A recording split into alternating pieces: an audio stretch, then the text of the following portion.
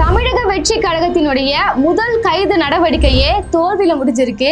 எந்த தீர்ப்பையாவது கொடுத்து எப்படியாவது அனிதா ராதாகிருஷ்ணன் அவர்களை கைது செஞ்சிருக்கன்னு சொல்லி தமிழக காவல்துறை நீதிபதியிடம் கோரிக்கை வைக்க, நீதிமன்றமோ இது கைது செய்யற அளவுக்குலாம் மிகப்பெரிய குற்றம் கிடையாதுன்னு சொல்லி காவல்துறை கொடுத்துருக்கக்கூடிய இந்த கைது நடவடிக்கையான கோரிக்கையை நிராகரிப்பு பண்றாங்க.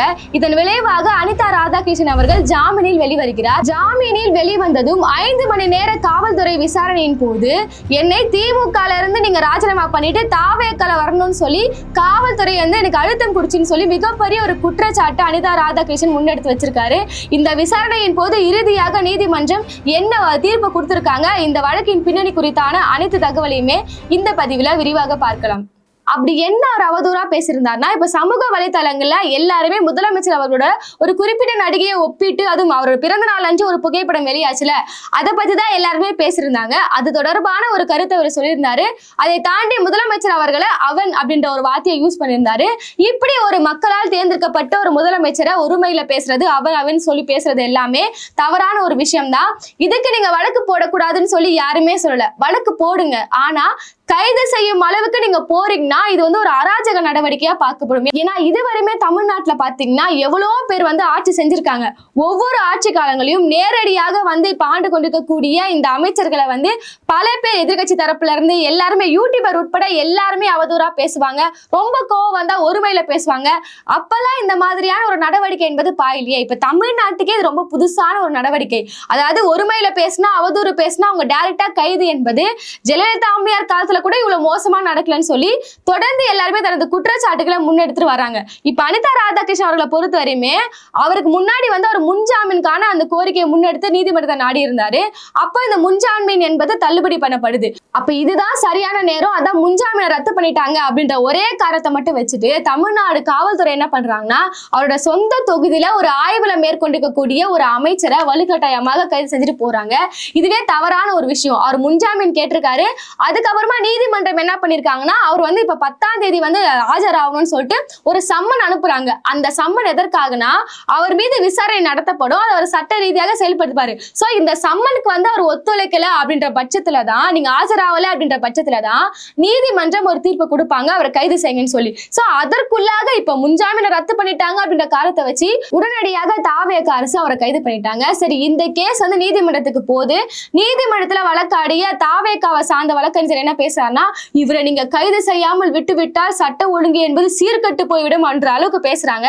இது எல்லா பேச்சும் கேட்டுட்டு, இருதரப்பு வாதங்களையும் கேட்டுட்டு அப்புறம் நீதிபதி என்ன தீர்ப்பை கொடுத்திருக்காங்கன்னா, இது வந்து கைது செய்யற அளவுக்கு எல்லாம் ஒரு மிகப்பெரிய வழக்கு கிடையாதுன்னு சொல்லி அனிதா ராதாகிருஷ்ணன் அவர்களுக்கு முன்ஜாமீனும் கொடுத்து அனுப்பிச்சு வச்சிருக்காரு. அப்போ ஒட்டுமொத்தமா பாத்தீங்கன்னா இந்த தாவேக அரசு என்பது எப்படி ஒரு அவசரத்தனமாக, இப்போ அவங்களோட நோக்கம் என்பது யாரெல்லாம் அவதூறா பேசுறாங்களோ, சட்ட ஒழுங்கு சீர்கெட்டு போகுது, அதெல்லாம் அவங்க நோக்கம் கிடையாது. திமுக வந்து முடக்கணும், ஏதாவது ஒரு காரணம் பண்ணி அவங்கள அரெஸ்ட் பண்ணணும்னு சொல்லிட்டு ஒரு பழிவாங்கும் நடவடிக்கையில தான் ஈடுபட்டிருக்காங்க. இதுக்குதான் திமுக தரப்புல இருந்து ஒரு தரமான பதிலடி வந்திருக்கு. நீதிமன்றத்திலேயே நீங்க போட்ட வழக்கு என்பது பொய்யான வழக்குன்னு சொல்லி நீதிமன்றமே உங்களை மூக்கறுப்பு செஞ்சிருக்காங்கன்னு சொல்லிட்டு ஒரு மிகப்பெரிய பதிலடிய திமுக தரப்புல இருந்து கொடுத்திருக்காங்க. இப்ப நீதிமன்றத்துல தாவேகா வாதாடி இருந்தாங்களே, இப்ப அவரை கைது பண்ணலன்னா இங்க சட்ட ஒழுங்கு என்பது சீர்கட்டு போயிடும்னு சொல்றாங்க. இப்போ இந்த கேஸ் என்பது பொதுவான விஷயம். அப்ப இவங்க முன்னிக்கக்கூடிய இந்த கருத்து எல்லாருக்கும் பொருந்தும்ல, திமுகக்கு மட்டும் பொருந்தாதுல. இப்ப தாவேகாக்கே வந்துரும். அவதூறு பேசுவது கைது செய்யும் அளவுக்கு மிகப்பெரிய ஒரு குற்றம் சொன்னீங்கன்னா முதல்ல கைது செய்யப்படுபவர் ஆதவர்ஜனாவா தான் இருப்பாங்க. ஏன்னா இன்னைக்கு அவன் அப்படின்ற வார்த்தையை பயன்படுத்துறாரு என்ற காரணத்துக்காக அவரை நீங்க கைது செய்றீங்க. இதுக்கு முன்னாடி ஆதவர்ஜனா, இப்ப இந்த கைது நடவடிக்கைக்கு முன்னாடியே அந்த விஜயபாஸ்கர்கள் இணைப்பு விழாவில ஆதவர்ஜனா எப்படிப்பட்ட ஒரு அவதூறை பேசினார்னா, கரூர் வழக்குல 41 பேரையுமே கொன்று தீர்த்தது ஸ்டாலின் அவர்கள் தான், அதுவும் உதயநிதி வாழ வேண்டும் அப்படின்ற காரணத்திற்காக மக்களை கொன்னுட்டாரு. இதே வரையுமே இந்த கரூர் விவகாரத்தை பேசுறவங்க எல்லாருமே கரூர் சம்பவம், கரூர் துயர சம்பவம் இப்படிதான் சொல்லுவாங்க. யாருமே இதுவரையுமே நீதிமன்றமே கரூர் கொலை வழக்கு அப்படின்ற ஒரு வார்த்தையை யூஸ் பண்ணதே இல்லை. ஆதவர்ஜனா மேடைகள்ல ஏறி கொலை செஞ்சிருக்காங்கன்னு சொல்றாங்க. அப்ப இது எவ்வளவு பெரிய அவதூறு வழக்கு. இதுக்கு முன்னாடியே பாத்தீங்கன்னா போன ஆட்சி காலங்கள்ல இருக்கக்கூடிய 32 துறையில 16 துறையை வந்து உதயநிதி அவர்களும் 16 துறையை சபரீசன் அவர்களும் பிரிச்சுட்டாங்க அப்படின்னு சொல்லி ஒரு விஷயத்த பேசினாரு. இது அவதூறு அவதூறா இல்லையா? இப்ப நீங்க ஆட்சியில இருக்கீங்க, உங்களுக்கு உறுதியாக ஒரு குற்றச்சாட்டு இருக்குன்னா நீங்க என்ன பண்ணிருப்பீங்க? நேரடியாக நீங்க அதுக்கு வழக்கு போட்டிருப்பீங்க, நீதிமன்றம் போயிருப்பீங்க, குற்றச்சாட்டை நிரூபிச்சுப்பீங்க. அப்ப குற்றவாளிக்கு தண்டனை வாங்கி கொடுத்திருப்பீங்க. அப்ப ஆதாரமே இல்லாம பேசிருக்கீங்க. இதுக்கு உதயநிதி கேஸ் போடலாம்ல. என் மீது வந்து நீங்க அவதூறு பரப்பிருக்கீங்க, 16 துறையில நான் ஊழல் பண்ணிருக்கேன்னு சொல்றீங்கன்னா அதற்கான ஒரு ஆதாரத்தை கொடுங்கன்னு சொல்லி ஆதாரத்தை நிரூபிப்பதற்கு முன்னாடியே ஆதவர்ஜுனா கைது செய்யறால. இப்ப 41 பேர் பண்ண பாத்தீங்கன்னா அந்த கொலை பழியை தூக்கி ஸ்டாலின் மீது போட்டிருக்காரு. அப்ப இவர் அவதூறு பேசலையா? சரி, மரியாதை இல்லாமல் பேசினா கைது செய்யப்படுவார்கள்னா முதலமைச்சர் அவர்களே பல மேடைகளை பேசியிருக்காரு. அதாவது ஸ்டாலின் அங்கிள்னு பேசுறாரு, அப்போ அவர் கண்ணிய குறைவா பேசிட்டாருன்னு சொல்லி முதலமைச்சரே கைது செய்யலாம். இப்படி எல்லாமே பாத்தீங்கன்னா இந்த அரசே இந்த அவதூறு பேசுறது, ஒருமையில பேசுறது, இப்படி இந்த அரசின் மீது அவங்க என்ன குற்றச்சாட்டுகள்லாம் முன்னெடுத்து வச்சு இன்னைக்கு கைது நடவடிக்கையில ஈடுபட்டாங்களோ அனைத்து குற்றச்சாட்டுக்குமே இவங்க மேலேயே இருக்கு. இப்ப கரூர் விசாரணை தூக்கி போடுறதா இருக்கட்டும், இப்ப சட்ட ஒழுங்கு சீர்கெட்டு போயிடுன்னு சொல்றாங்களே, இவங்க கட்சியை சார்ந்த வழக்கறிஞரே என்ன கேஸ் போட்டிருக்காங்கன்னா வழக்கறிஞரோட நியமனத்துல ஊழல் நடக்குதுன்னு சொல்லி புஷியானந்த் மீது நேரடியாக ஒரு குற்றச்சாட்டை முன்னெடுத்து வச்சிருக்காங்க. அது இல்லைன்னு சொல்லி இப்ப தாவேக அரசு ஏதாவது ஒரு மறுப்பு தெரிவிச்சிருக்காங்களா? அதுவும் கிடையாது. அதையும் தாண்டி இன்னைக்கு அனிதா ராதாகிருஷ்ணன் ஜாமீன்ல வெளிவரும் போதே இன்னொரு வழக்கு மரிய வில்சன் மீது பாயுது. அதாவது தனது சகோதரன் வீட்டுக்குள்ளேயே போயிட்டு அடிதடியில ஈடுபட்டன்ற காரணத்துக்காக நீங்க கோர்ட்ல ஆஜராகணும்னு சொல்லி நீதிமன்றமே அவருக்கு வந்து ஒரு உத்தரவு போட்டிருக்காங்க. அப்ப இது இந்த கேபினெட்டே பாத்தீங்கன்னா ஒட்டுமொத்தமாக இவர் என்ன பண்றாருன்னா அனிதா ராதாகிருஷ்ணன் ரவுடின்னு சொல்றாரு. அப்ப உங்க கட்சியில பாத்தீங்கன்னா மரிய வில்சன் வந்து அடிதடியில ஈடுபட்டாருன்னு சொல்லிட்டு அவர் மீது ஒரு வழக்கு இருக்கு. அப்ப நீங்க பாத்தீங்கன்னா ரவுடிகள் இல்லையா அப்படின்ற கேள்விகளை திமுக முன்னெடுத்து வைக்கிறாங்க. அதுக்கப்புறமா பவுடர் அமைச்சர் ஒருத்தர் இருக்கிறாரு, அவர் மேல கேஸ் போயிட்டு இருக்கு. ஸ்ரீவைகுண்டம் இஷ்யூல பாத்தீங்கன்னா அங்க தாவேகா சார்ந்த ஒரு பெண்மணி ஒரு எம்எல்ஏ மீது கம்ப்ளைண்ட் கொடுத்திருக்காங்க, பாலியல் புகார் கொடுத்திருக்காங்க. அதுக்கு எந்த நடவடிக்கையுமே எடுக்கல. இப்படி ஒட்டுமொத்தமா பாத்தீங்கன்னா இந்த அரசு மீது பல குற்றச்சாட்டுகள் இருக்கு. இதுல எல்லாம் தீவிரம் காட்டாத, வேகம் காட்டாத ஒரு அரசு என்பது முதலமைச்சரை அவன் சொல்லிட்டாரு, ஒரு நடிகையோடு ஒப்பிட்டு பேசுறாரு அப்படின்ற காரணத்திற்காக நீங்க கைது செஞ்சிருக்கீங்க. இப்ப இந்த நடிகையோடு ஒப்பிட்டு பேசுற விஷயத்துக்கு நம்ம வந்துட்டோம்னா ஆரம்ப காலகட்டத்தில இருந்தே நிறைய பேர், குறிப்பிட்டு சொல்ல போனா அவரோட பிறந்த நாள் அன்று ஒரு புகைப்படம் வெளியாகுது. இந்த புகைப்படத்தை ஒட்டுமொத்த சோசியல் மீடியாவுமே ஏனாதாரம்னு பேசுறாங்க. அப்போ அதுக்கெல்லாம் கைது செய்யணும்னா கிட்டத்தட்ட நீங்க ஒரு லட்சக்கணக்கில் நிறைய பேரை கைது செய்யணும்.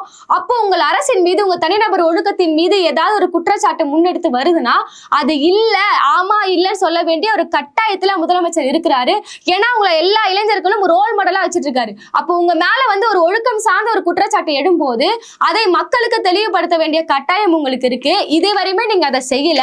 செய்யாததன் விளைவாக யாரு பேசினாலுமே, அதாவது இப்படி ஒரு விஷயம் போயிட்டு இருக்குன்னு சொன்ன உடனே நான் கைது செய்வேன் அப்படின்ற அளவுக்கு இந்த அரசு தொடர்ந்து செயல்பட்டு வராங்க. இன்னைக்கு இந்த கைது நடவடிக்கையில ஈடுபட்டு நீதிமன்றமே இது நாங்க சம்மன் கொடுத்து அமைச்சிருப்போம், அவர் விசாரணைக்கு வந்திருப்பாரு, நாங்க ஒரு ஆக்ஷன் எடுத்திருப்போம், அதையும் தாண்டி எதற்காக கைது நடவடிக்கை, கைதுலாம் கிடையாதுன்ற மாதிரி நீதிமன்றமே அமைச்சு விட்டுட்டாங்க.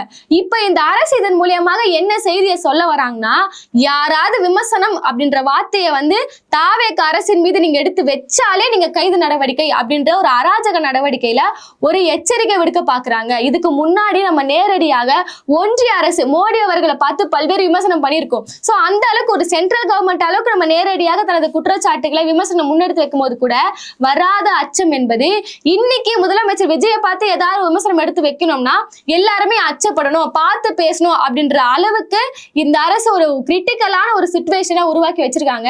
இன்னைக்கு திமுக மட்டுமா, மறுபுறம் பார்த்தோம்னா அந்த ஜென்சி டிஎம்கே சார்ந்த அந்த அன்பான் நந்தன் அப்படின்ற நிர்வாகி பாத்தீங்கன்னா நள்ளிரவு 1 மணிக்கு போயிட்டு இதே மாதிரி தான் கைது நடவடிக்கையில் ஈடுபட்டாங்க. அப்பவும் இதே மாதிரி தான் நடிகை வெளியிட்ட ஒரு புகைப்படத்தை வச்சுதான் அவர் பேசியிருந்தாரு. முதலமைச்சர் அவதூறா பேசிட்டாருன்னு சொல்லிட்டு நைட்டு 1 மணிக்கு போயிட்டு உளவியல் ரீதியா அந்த குடும்பத்தை முடக்கணும்னு சொல்லிதான் இதே மாதிரியான நடவடிக்கையில ஈடுபட்டார். இப்ப கேள்வி என்னன்னு பாத்தீங்கன்னா, தமிழ்நாட்டுல எவ்வளவோ பிரச்சனைகள் போயிட்டு இருக்கு. சட்ட ஒழுங்கு பிரச்சனை, பெண்கள் பாதுகாப்பு, நிர்வாக பிரச்சனை, இன்னைக்கு மாநில உரிமைகளுக்கான பிரச்சனைகள் சொல்லிட்டு பல்வேறு பிரச்சனைகள்லாம் போயிட்டு இருக்கு. இதுல எல்லாமே கவனம் செலுத்தி ஒரு நல்ல பெயரை இந்த தமிழக அரசால வாங்க முடியும். ஆனா இதை விட்டுட்டு எங்களோட ஒரே ஒரு எண்ணம் என்பது திமுகவை பழி வாங்குவது. ஒரு அமைச்சர் பேசாது ஆதவர்ஜுனா என்ன பேசுறாங்க, கணக்கு தீர்க்க போடும், பழி தீர்க்க போறோம் அப்படின்ற மாதிரிலாம் பேசுறாரு. இது அமைச்சர் பேசுறதுக்கான ஒரு பேச்சே கிடையாது. அவதூறுக்கு வடக்கு பண்ணனா முன்னாடியே சொல்லியிருந்த மாதிரி ஆதவர்ஜுனா தான் முதல்ல கைது செய்யப்படுவார். அதையும் தாண்டி ஒரு வன்முறையை கிளப்பும் வகையில் பேசினாங்கன்னா அவங்க மீது மிகப்பெரிய வழக்கு என்பது பாயும். அதாவது இந்த கரூர் வழக்கு எல்லாம் போகும்போது நேபாள் போன்ற ஒரு மிகப்பெரிய ஒரு புரட்சி இங்க வெடிக்கும்னு சொன்னார்ல, அதுக்கே பாத்தீங்கன்னா திமுக அவங்களை வந்து கைது செஞ்சிருக்கலாம். இந்த மாதிரி 6 துறைகளை வந்து உதயநிதி வச்சிருக்கான்னு சொல்லும் போதே அவர் மீது அவதூறு வழக்கு போட்டிருக்கலாம். இப்படி பல்வேறு பிரச்சனைகள் நீங்க பேசும்போதும், ஆனா அன்னைக்கு முதலமைச்சராக இருக்கக்கூடிய ஸ்டாலின் அவர்கள் இது மேலாம் வந்து பெருசா அவர் கண்டுக்கல. இதுக்கெல்லாம் ஒரு வழக்கு போடுவாங்க. தமிழ்நாட்டுல எவ்வளவு பிரச்சனைகள் போயிட்டு இருக்கு, தொடர்ந்து பிஜேபி அரசு அரசு பல்வேறு இந்த சாதி கலவரம் மத கலவரம் எல்லாமே பண்ண ட்ரை பண்ணிட்டு இருக்காங்க. எனக்கு அதுல வேலை இருக்குன்னு சொல்லிட்டு இதெல்லாம் கவனம் செலுத்தாம போயிட்டாரு. அதனால தாவேக அரசு இன்னைக்கு ஆட்சிக்கு வந்ததுமே ஒரு பழி தீர்க்கக்கூடிய ஒரு நடவடிக்கையில் ஈடுபட்டு வராங்க. சரி, இது எல்லாத்தையுமே தாண்டி இந்த கேஸ் வந்து அவ்வளவு வலுவான ஒரு கேஸ்லாம் கிடையாது, நம்மளால புரிஞ்சுக்க முடியுது. ஆனா இன்னைக்கு அனிதா ராதாகிருஷ்ணன் அவர்கள் ஜாமீனில் வெளிவந்ததுமே ஒரு குற்றச்சாட்டை முன்னெடுத்து வச்சிருக்காரு. ஆனா அதை பத்தி எல்லா ஊடகங்களும் கண்டிப்பா பேசி ஆகணும்.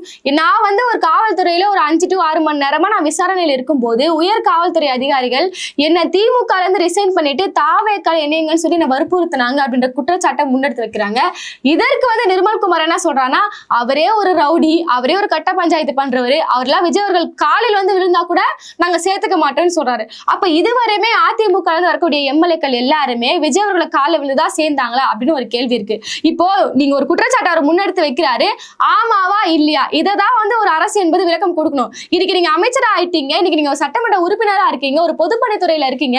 ஒரு அமைச்சர் வந்து நீ அவர் ரவுடின்னு சொல்றது, ஒரு சட்டமன்ற உறுப்பினரை பார்த்து கட்ட பஞ்சாயத்து பண்றேன்னு சொல்லிட்டு இப்படி ஒரு பர்சனல் அட்டாக் பண்றது என்பது ஒரு தவறான ஒரு விஷயம் சொல்லிட்டு திமுக தரப்புல இருந்து பல்வேறு கேள்விகளை முன்னெடுத்து வச்சிருக்காங்க. சரி, மறுபடியும் வந்து அனிதா ராதாகிருஷ்ணன் முன் வச்சுக்கக்கூடிய குற்றச்சாட்டுக்கு வந்துருவோம்.